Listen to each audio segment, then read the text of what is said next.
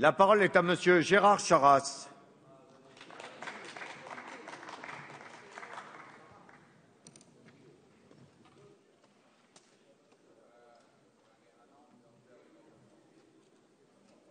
Merci, Monsieur le Président, Monsieur le Premier ministre, Monsieur le ministre de la Défense. Ces jours derniers, les événements d'Ukraine ont quelque peu éloigné, dans l'information au moins, ceux de Centrafrique. Mais le sujet reste présent, ici.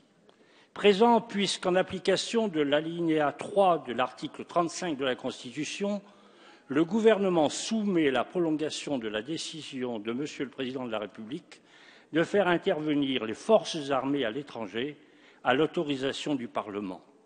Et présent également, puisqu'avec 8 autres parlementaires, 4 des Affaires étrangères avec la présidente de la Commission des Affaires étrangères, Madame Elisabeth Guigou, 4 de la Commission de la Défense avec leur accompagnateur, le colonel Audelet, je me suis rendu en tant que président du groupe d'amitié France-RCA pour quelques heures, un jour et demi, à Libreville, d'abord au Gabon, puis ensuite, le 17 février 2014, à Bangui, en Centrafrique.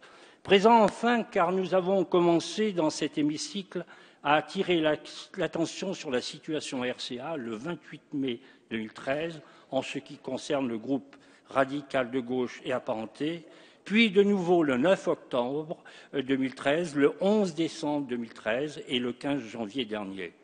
Dans ce contexte, nous n'avons pu accueillir que favorablement la mise en œuvre de cette mission qui nous a permis de confronter nos avis à la réalité de terrain.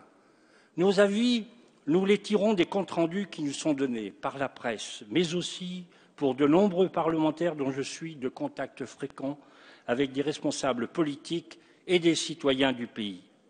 J'ai donc naturellement apprécié d'être reçu avec nos collègues par nos ambassadeurs au Gabon et en RCA, par le général Francisco Soriano, commandant de l'opération Sangaris en Centrafrique, qui a pu livrer à la représentation nationale, à travers nous, des informations indispensables à la compréhension de la situation locale. Une information d'abord sur l'état de nos forces, les moyens de commandement terrestres et aériens déployés. Une information ensuite sur les objectifs à venir, celui de la stabilisation de la situation et celui du désarmement des forces en présence. Une information enfin sur l'état de l'adversité. Cette mission a coûté la vie à 3 de nos soldats et naturellement, nous avons apprécié que le général Soriano nous explique le soin qu'il apporte à s'avancer vers les objectifs en risquant le moins qu'il soit possible la vie de nos militaires. Nous avons d'ailleurs assisté à une arrestation, mais aussi pu voir un stock imposant d'armes saisies. Au total, l'exécution de la mission s'inscrit dans les réponses que vous aviez pu nous faire, messieurs les ministres.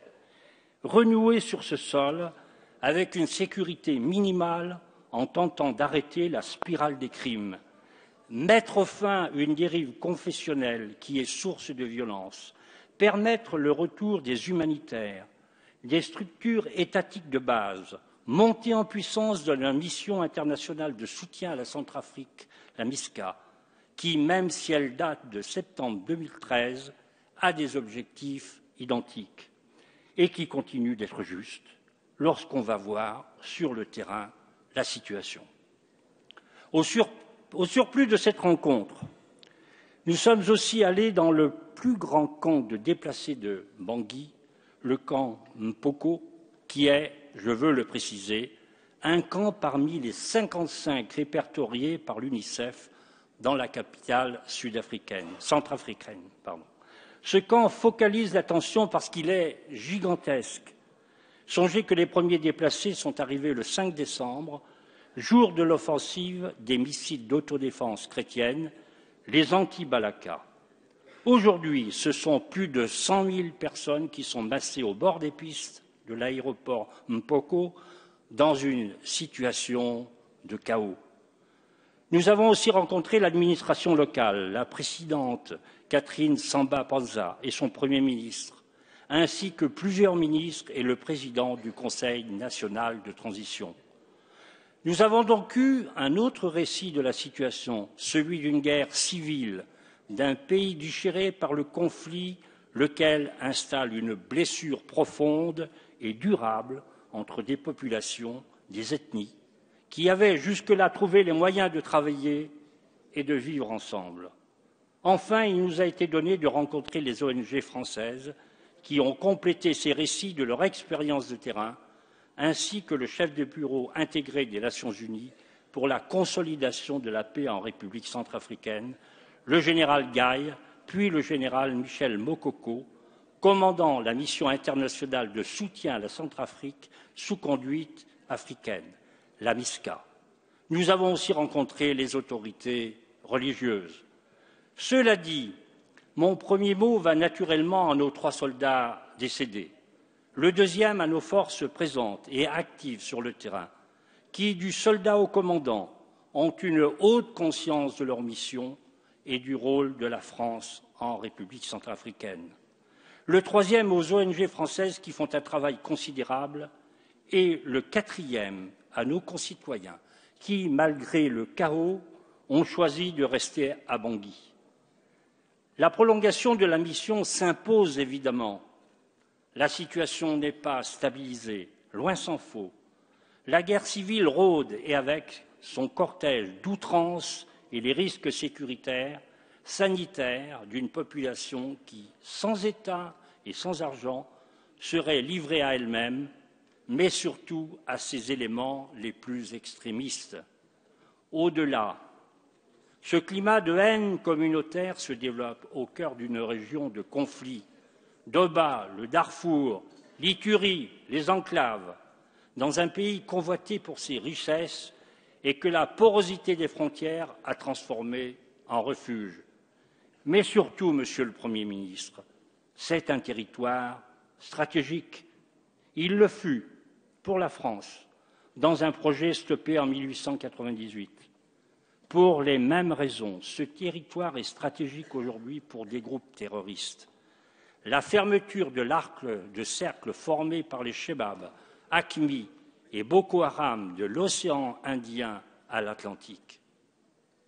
Personne ne peut nier cela.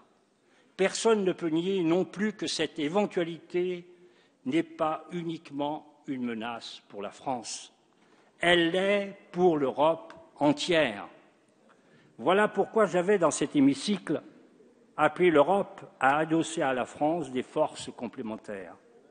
L'Union européenne a donné, fin janvier, son feu vert. Baptisée EUFOR RCA, cette mission est en train de se constituer depuis la semaine dernière pour un déploiement espéré au mois de mars 2014. L'intervention consiste à sécuriser le secteur de Bangui et ses populations, notamment l'aéroport Mpoko et les grands axes de la ville. L'objectif final étant de conduire une transition en République centrafricaine pour contribuer dans la zone de Bangui à l'établissement d'un environnement sécurisé et de nouveau à un transfert d'autorité à la MISCA, qui est la force de l'Union africaine en République centrafricaine. Il s'agit d'abord de contribuer à la protection de populations qui sont menacées. Ensuite, d'établir des conditions qui sont propres à soutenir un peu la reprise économique et permettre le retour des populations déplacées.